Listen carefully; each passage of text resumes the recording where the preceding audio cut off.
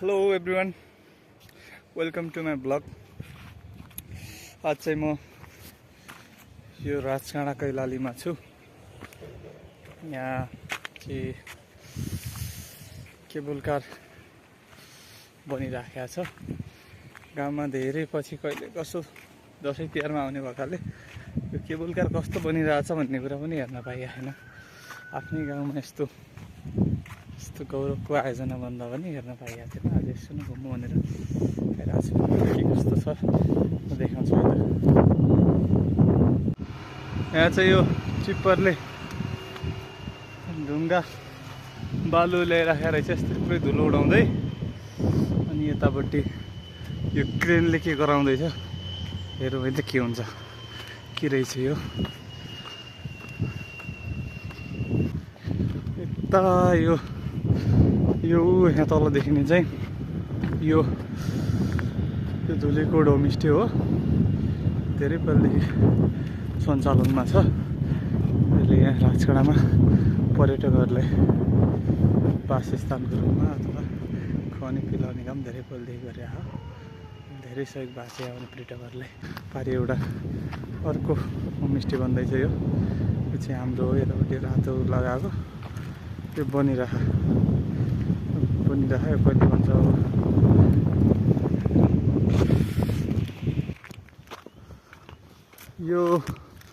यो डाँडाभन्दा उतापट्टि चाहिँ के भन्छ यो उतापट्टि गोरङ्गे छ।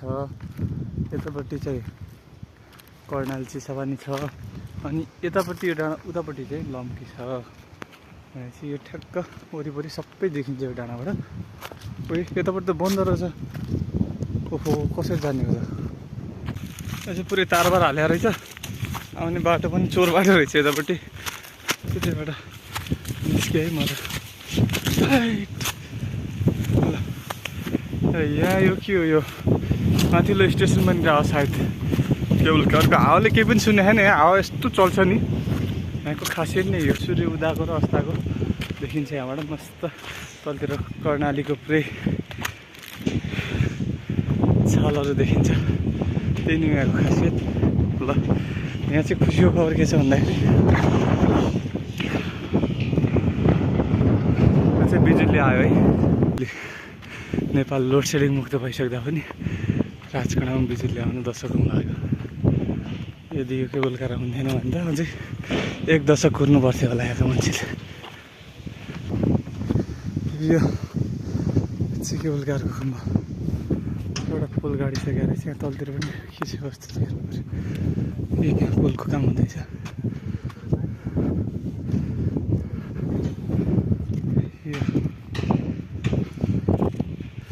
त्यहाँ आगो लगाइदिएछ कसले फेरि।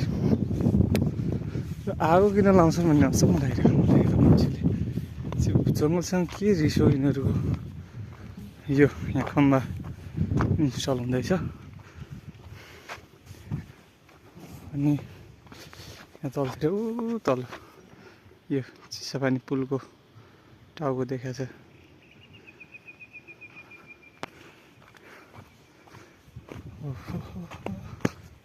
यो चाहिँ यसको बाटोको रुख सबै काटेर रहेछन्। यो त्यो बाटो त्यो कर्णालीको टाउकोबाट त्यो डाँडा हुँदै अनि यो हुँदै यहाँ पुगेको छ है। यो कसरी काम हुँदैछ। यो तलको चिसापानीको स्टेसनमा अब काम फिनिस हुन लागिसक्यो अरे। त्यो उनीहरू सबै कामदार त्यतै छन् जस्तो लाग्यो। त्यति धेरै कामदार छैनन्। काम पनि अलिक स्लो भइरहेको छ यता। यो चाहिँ मिनी ग्रेडवाल हो भन्ने सुनेको। बट के हो यहाँ न कोही मान्छे छ। म एक्लै भौतारिरहेको छु। के हो खासमा यो मैले हेर्दाखेरि त भित्ता त देखिन्छ बाउन्ड्री हाले जस्तो। तर मिनी ग्रेडवाला ग्रेटवाला भन्दै थिएँ। मिनी ग्रेटवाला अरे कि कस्तो नाम हो यो। यसरी भनिरहेको छ। यो यसको त्यो डाँडाको ढिकै त्यहीसम्म बनाए भन्दै थिएँ। हेर कहाँसम्म छ। दौडेर आइलो पातल मान्छे हावाएर सिङ उता फाल्दै लाग्छ चाहिँ नजाउँ यताबाट।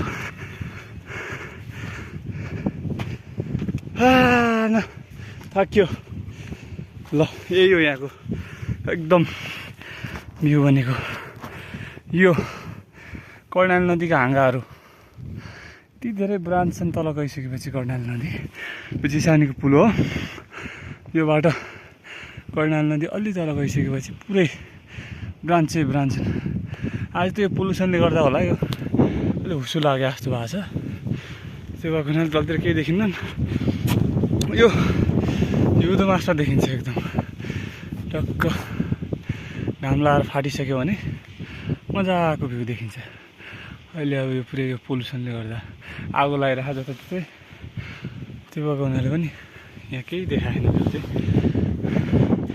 भ्यू भने यही हो यही नै हो मोहनल साथ राजकाँडा बनिरहेको केबुल कारको लगभग यस्तै छ यो बनिसकेपछि आउनु पर्ला कस्तो हुन्छ यसो खासै फुर्सद नै आउनु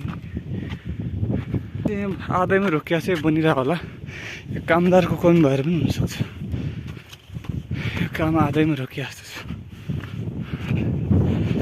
त्यो चाहिँ मन्दिर हो जाल्पादेवी मन्दिर यो केबुल कार चाहिँ जाल्पादेवी केबुल कार हो जाल्पादेवी मन्दिर हो पहिला यहाँनिर सानो यतापट्टि सानो मन्दिर छ त्यो पुरानो हो यो नयाँ बनाइरहेको मन्दिर चाहिँ अहिले बनाइरहेको रहेछ यो डाँडाको टपमा पहिला यहाँ मालिका मेला लाग्थ्यो त्यो सानो मन्दिरमा जहिले लाग्छ दसैँको 4 दिनपछि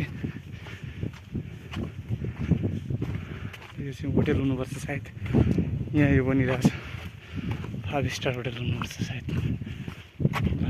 ओहो यहाँ तलतिरको होमस्टेहरू त राम्रो देखिँदो रहेछ नि त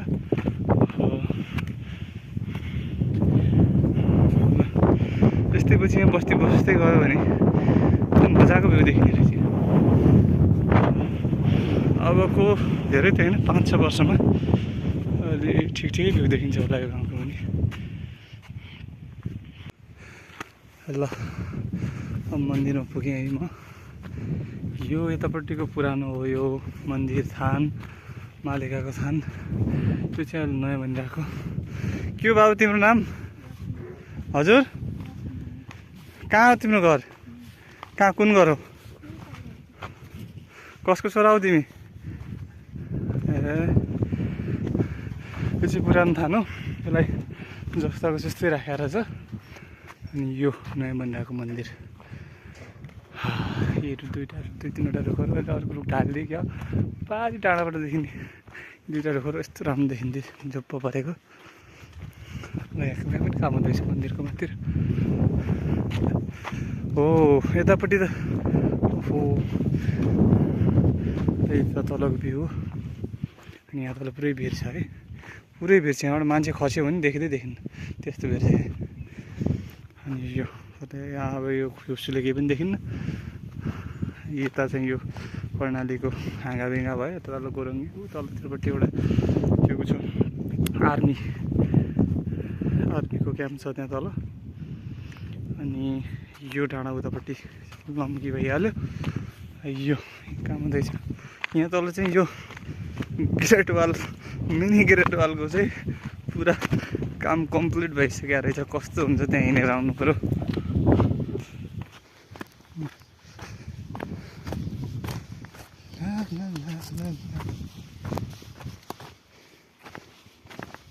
मिल्ने हो कि के हो यो आइट आहा क्या मजाको रहेछ के हो खासमा यो हुँदै बाटो त बाटो खासमा के भन्छ यसलाई ग्रेट वाल भन्दै थिएँ कता त्यही भएर यही नै हो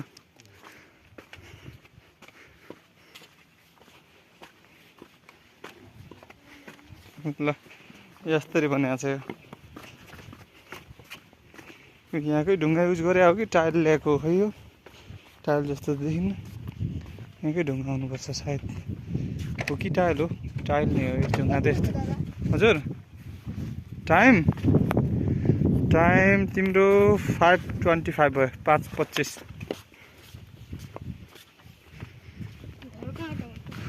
त्यो डाँडा उतापट्टि जुतेसुली भन्ने थाहा छ हो त्यही हो चिन्यो मलाई चिनेन तिमीले यो यहाँको मनमोहक दृश्यसँगै यहाँ अर्को दृश्य पनि देखेँ मैले। यहाँ फिरन्तीहरू आएछन्, पर्यटकहरू भन्न म रुचाउँदैन, फिरन्तीहरू भन्छु। यहाँ चाहिँ सबै आएछन् होइन, यहाँ बसेर पिकनिक खायो होलान्, तलतिरको भ्यूहरू हेऱ्यो होलान्, 2-4वटा टिकटक बनायो होलान्, फोटो खिच्यो होलान्। उनीहरूसँग फोटो र टिकटकसँग मात्रै उनीहरूको चाहिँ चासो हुन्छ।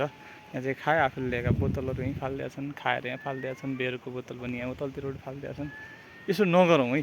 यो म्यासेजसँगै मैले भिडियो आजको ब्लग यहाँ अन्त्य गर्छु। यसो नगरौँ। हामी कतै घुम्दैछौँ भने आफू त घुम्छौँ, फोटोसोटो खिच्छौँ, राम्रो चिटिक्क परेको फोटो खिच्छौँ, तर त्यो गर्दै गर्दाखेरि हामी यतापट्टि यो नेचर प्रकृतिलाई जसलाई हेरेर हामी आनन्द महसुस गर्छौँ त्यसलाई नै फोहोर गराइदिने हो भने भोलिका दिनमा अरू पर्यटकहरू आउँदै गर्दाखेरि यहाँ कसरी चाहिँ यो दृश्यहरू हेर्छन् होला नि त।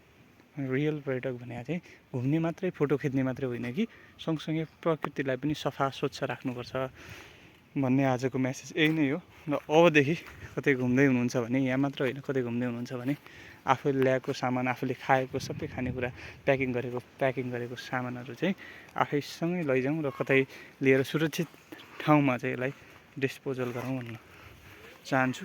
र आजको यो सनसेटको भ्यूसँगै आजको ब्लग यहीँ अन्त्य भएको छ। धन्यवाद।